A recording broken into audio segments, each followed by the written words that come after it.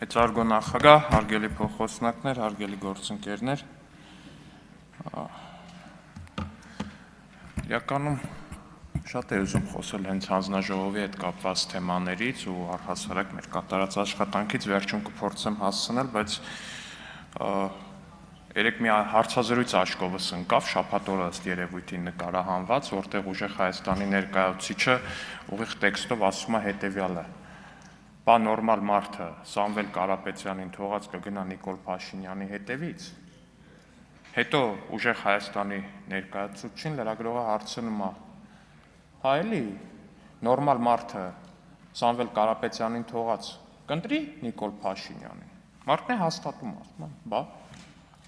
ուժեղ Հայաստանը այսպիսով պետք չէ արդեն առանձնացնել որևիցե մեկին, սա ակնհայտորեն կուսակցության ու դաշինքի դիրքորոշումն է, հարգելի գործընկերներ, փաստացի սրանով աննորմալ է անվանում Հայաստանի Հանրապետության 720,000-ից ավել քաղաքացու։ Այս մարդկանց դիրքորոշումը դա է, այս մարդկանց մոտեցումը դա է, որ նորմալ մարդը ուղղակի չէր կարող չընտրել Սամվել Կարապետյանին։ Նորմալ մարդը պիտի ընտրեր Սամվել Կարապետյանին, իսկ ով էլ որ ընտրել է Նիկոլ Փաշինյանին, այսինքն այդ 720,000 մարդը աննորմալ է այս մարդկանց պատկերացումը։ Ես իհարկե չգիտեմ նորմալի ու աննորմալի մասին ուժեղ Հայաստան դաշինքի պատկերացումները, բայց դրանք ըստ ինձ փոքր-ինչ տարակուսելի են առնվազն, քանի որ երբ որ քաղաքական ուժը առհասարակ մտածում է, որ ինքը կարա 730,000 հոգու աննորմալ անվանի, հարգելի գործընկերներ, թույլ տվեք պնդել, որ դա արդեն իսկ աննորմալ է։ Դուք այստեղ շատ լավ օրինակներ ունեք, օրինակ Հայաստանի Հանրապետության ժողովրդին ժեղ, օխլոս, նմանատիպ բաներ անվանած խմբակցության ներկայացուցիչների։ Էլ ավելի հետաքրքիր ներկայացուցիչներ կան, դրանից ազգային ժողովից դուրս է սպայի դրության, որոնք նախկինում նստում էին այս խմբակցության փոխարեն։ Հայաստանի Հանրապետության քաղաքացիների հետ առհասարակ պետք է զգույշ խոսել, շատ զգույշ է պետք խոսել Հայաստանի Հանրապետության քաղաքացիների հետ, որովհետև հարգելի գործընկերներ, ես չգիտեմ իհարկե դուք որքան կապիտալ, որքան գումար ունեք, բայց թույլ տվեք ձեզ ասել, որ եթե նույնիսկ դուք աշխարհի հարստություն ունենաք, դա ձեզ թույլ չի տալի Հայաստանի Հանրապետության ժողովրդին վիրավորել։ Դա ձեզ թույլ չի տալի Հայաստանի Հանրապետության քաղաքացուն վիրավորել, հատկապես վիրավորել մի բանի համար, որ այդ քաղաքացին չի վաճառվել։ Ինչևէ, շատ խոսվեց հեծի մասին անցած օրերին։ Թույլ տվեք մի քանի բան էլ ես արտահայտեմ հեծի մասին։ Հեծն էլ հոր ռուսական օլիգարխիային է պատկանում, ամենավատ մոնոպոլ կազմակերպությունն է, համարյա մարզով մեկ հոսանք չունենք, չնայած նորմալ է դա, նոր բան չի, մութ ու ցուրտ տեսած սերունդ ենք, հետաքրքիր միտք է, չէ՞։ Հեսա կասեմ ինչ մասն է, երեկվանից մասնավորապես ժամը 22:30-ից Ջերմուկ համայնքի Կիչուտ գյուղում էլեկտրականություն չկա ու հայ էլեկտրական ցանցեր ՓԲ-ն թքած ունի, թե մարդիկ այս սառնամանիքին կցրտահարվեն կամ ինչ պիտի անեն։ Սա առաջին դեպքը չի ու տարվա որ եղանակին ու ժամին ուզում են առանց տեղյակ պահելու անջատում են, որի հետևանքով մարդկանց տեխնիկան է փչացել, օրինակ նոթբուքս։ Երբ պետքա այս ամենաթողությանը վերջ տրվի, չէ որ մենք վճարում ենք տասնապատիկ ավել հեծի մատուցած ծառայությունների դիմաց, իսկ մարդկանց ով է փոխհատուցելու պատճառած վնասի համար, թե մտածում են գյուղերում մարդիկ չեն ապրում ու պետքա միշտ անտեսել, հեծին դատել ու վտարել է պետք։ Պարոն Կարապետյան, մի ընդհատեք, այս մտքերը գիտեք ինչ, պարոն Կարապետ, մի վարքյան, այս մտքերը գիտեք ինչով են ծանրակշիռ։ Այս միտքը օրինակ գրվել էր 2018 թվականի դեկտեմբերի 28-ին ձեր խմբակցության պատգամավոր Սյուզաննա Ավետիսյանի կողմից։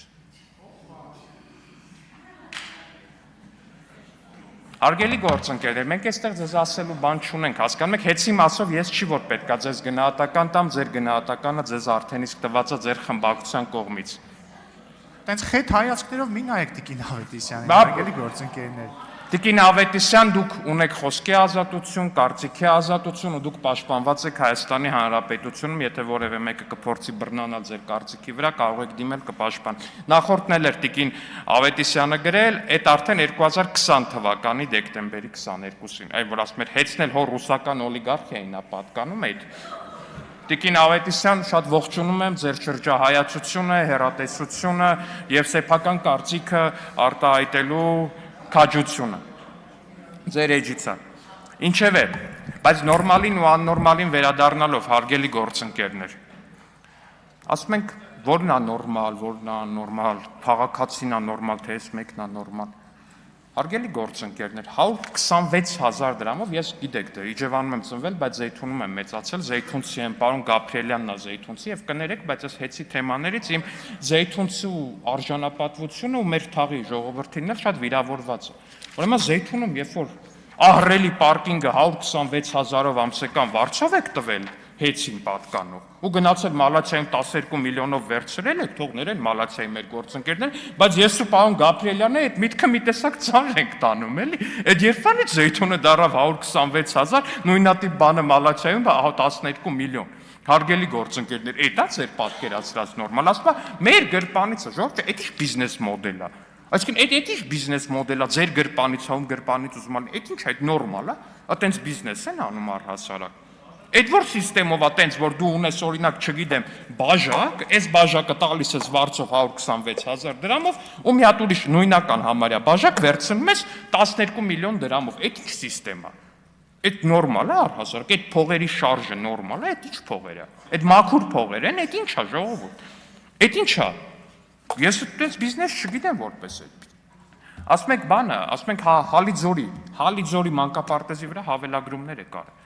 Ասում եմ, հա, բացահայտել ենք, հիմա ձեր վաղտել ալնում։ Այո, բայց գիտեք տարբերությունը որն է, պարոն Ղազարյան, որ մեր մոտ հիմա որ ելնում է, քանի հատ հաղորդում կա տված ոստիկանություն, դուք տվել եք հաղորդումներ։ Ոստիկանություն հաղորդումներ տվել եք, հեչ մարդ կա, որ այդ գործով գնացել է քրեական վարույթով անցել է։ Հարգելի ներողություն էլի։ Հարգելի ներողություն, պարոն Ալեքսան, մի վայրկյան։ Հարգելի գործընկերներ, անընդհատ տեղից արձագանքում եք։ Մի արձագանքեք, դուք ունեք եզրափակիչ ելույթի իրավունք, վերջում կգաք, կարձագանքեք։ Ինքը ձեր հետ է խոսում, բայց ձեզնից այս պահին չի ակնկալում արձագանք։ Շարունակեք, պարոն Ալեքսանյան։ Շնորհակալություն։ Նույն Հալիձորի մանկապարտեզի վրա ինչի է ավել փող գրվել։ Որ բանա, այդ փողով ազգային բարերարություն արվել է օրինակ։ Հեչ այդ փողով ինչ բարերարություն արվել է ավել գրած մանկապարտեզ։ Լավ էդ էլ հլա ջանդամ։ Ժողովուրդ 102-րդ ռազմաբազայի վրա եք ավել փող գրել։ Ասենք այն մարդ 102-րդ ռազմաբազայի վրա ժողովուրդ։ Հետո էլ ասում եք խիա Ռուսաստանի հետ հարաբերությունները վատ։ 102-րդ ռազմաբազայի վրա ավել փող եք գրել։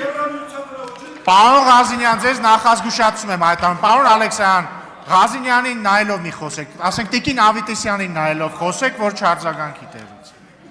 Հետո էլ կասեն հարաբերությունները փչացավ, էս արեց, այն արեց։ Բա սենց ոնց կլինի ժողովուրդ ջան։ Բայց լավ, այս հեծի մասին դեռ շատ ենք խոսել, ինձ թվում է այնուամենայն։ Սիրելի քաղաքացիներ, անցած տարիների ընթացքում հիմա քննարկվում է հենց այն հանձնաժողովի հարցը, որի համակարգման տիրույթում է նաև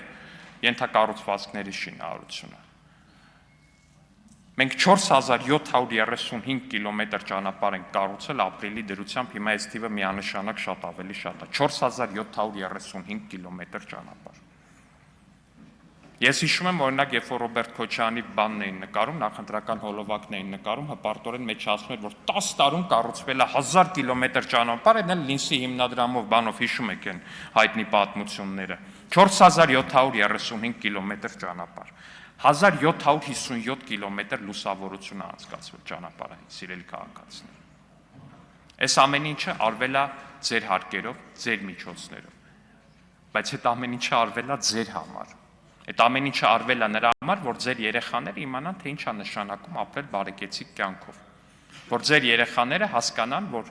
հասարակ ասֆալտապատ ճանապարհ ունենալը սեփական գյուղում կամ քաղաքում դա ինչ որ մի չգիտեմ ինչ, տեսնված, չլսված հաճույք չի, այլ դա հասարակ մարդկային կյանքի նվազագույն նորմա, որը պետությունը պետք է ապահովի եւ ինչը հարգելի գործընկերները երկու խմբակցությունների չեն արել իրենց կառավարման 20 եւ ավելի տարիներին, չեն արել, բայց դրա փոխարեն բազմապատիկ աճել է նրանց ընտանիքների կապիտալը, միանշանակ աճել է, անտարակույս աճել է։ Իսկ նույնիսկ հակադարձ համեմատական է եղել Հայաստանի Հանրապետությունում կառուցված ենթակառուցվածքների։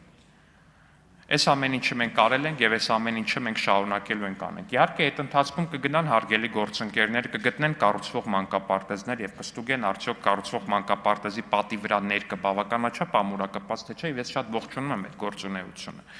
Բայց մեր հարգելի գործընկերները պիտի չմոռանան, որ խնդիրն այն է, որ պետությունը 30 տարի մանկապարտեզ չի կառուցել եւ հիմա փաստացի պետություն կառուցող մանկապարտեզը ճիշտ կառուցող ընկերություն գտնելը շատ դժվար է։ Վառ օրինակ Տաշիր կոնստրակտ ընկերությունը, որը Գեղարքունիքի մարզում դպրոց կառուցեց, բայց կառուցեց այնքան անորակ, որ ստիպեցին քանդի կեսից ու նորից կառուցի։ Շնորհակալություն։ Շնորհակալություն։